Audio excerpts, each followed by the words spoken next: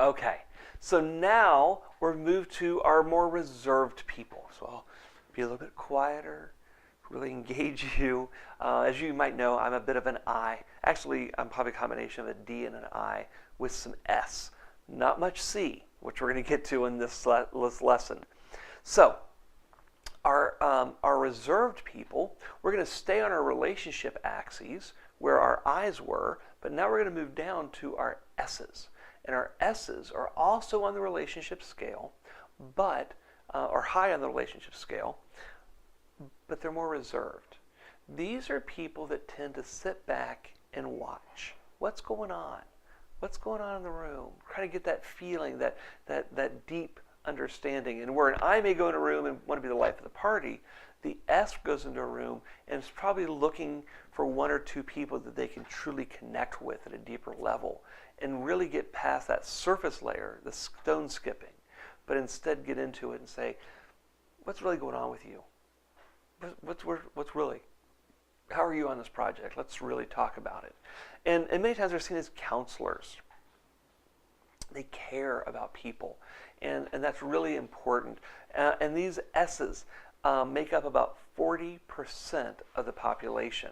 So our drivers were about 10%, our I's were actually about 25%, but our S's make up 40% of the population, studies show. So most of the people watching this probably are an S. Most of the people in your life are probably an S, because that's what almost 50% of the people, 40%, fall into that category.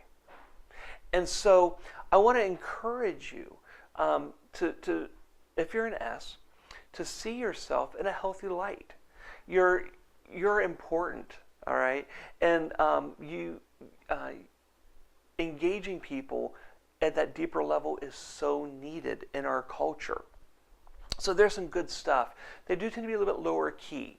They're not really fighting for the limelight like our D and I's may fight even with each other. They're okay with sitting back and asking questions and waiting to be asked. They're very consistent. They're going to be the workhorses to get this job done. On a team, they're the people that are going to make sure that everyone really is doing well. But they, again, want that deeper relationship. So if we had the happy face again, instead of seeing it over people or others around it, we probably would see their face, but then mirroring what they're seeing. So if I'm happy, they're happy. If I'm sad, they're sad. Because they want to connect at that deeper level. An I wants to get you out of the bad place. The S will go down there with you and really talk with you about what's going on and how you got there. They're in for usually for the long haul. But there can be some bad stuff. They can be sometimes seen as dependent. It's very easy for an S to become what we call codependent. So relying on that other person to complete them that they lose sight of themselves and their abilities. And so I want to encourage you not to let that happen. You are important on your own. You don't need those other people to complete you. But also they sometimes can be seen as a spectator. Because they're sitting, waiting and kind of gauging what's going on, they sometimes don't engage as readily. And sometimes as outward behaviors, people make judgment and go, oh, they're not in this. They're not really on board. Although they are. And so they also can be seen as indecisive. Because they really want to process and they don't want to rock the relationship boat, if there's a 50-50 and they're the deciding vote, they're probably going to say, let's talk more. They're not going to give you just their vote because they don't want to rock the boat. They don't want to frustrate people. And so it's not bad to be an S. In fact, it's really great to be an S, like it is any of our others. And so if you are an S, realize that others, there are 60% that aren't like you. And they're more active, and that can be off-putting to you when you see someone who's more active and more maybe in your face. Realize they're not trying to frustrate you. That's their personality styles for our D's and our I's. But also there's that task side. And people, you're the kind of person that might go, why are they so caught up on the task? What about the people? People matter, and you're right. Reminding our task-focused people that people do matter and helping them see when someone's hurt is really important. but that might mean you need to step outside of yourself. So I want to encourage you to do that. If you know someone who's an S, and chances are you do, and you're not an S, maybe you're more of a D or an I or a C that we're going to talk about in a moment, realize that those deeper relationships are important, and by not connecting with them at a deeper level, you may actually be wounding them, which is not what your intention is. So I want to encourage you to connect with them at a deeper level. Let them connect with you at that deeper level, especially my Ds are going, oh, I don't want that. It's so important for the success of the task, if you're working with S's, to let them connect for a while and know they're valued. But they know when you're putting on a show, right? So if you're just saying, wow, that's great. All right, let's go back to our task. Ds, they know it because they're relational. So try the best you can. S's, realize the D is going to try the best they can, but if they're incredibly high on that scale, it's really, really hard for them to do it. And they are showing you love by even trying. All right, well, we have one more quadrant. We've talked about our Ds, our I's, our S's, and we're now going to talk about our C's. We always save C for last because they are the task and reserved people. And I always let them see everybody else. I would never ask a C to identify themselves until they've got as much data as possible, because a C loves data. I always think of a spreadsheet when we talk about C's.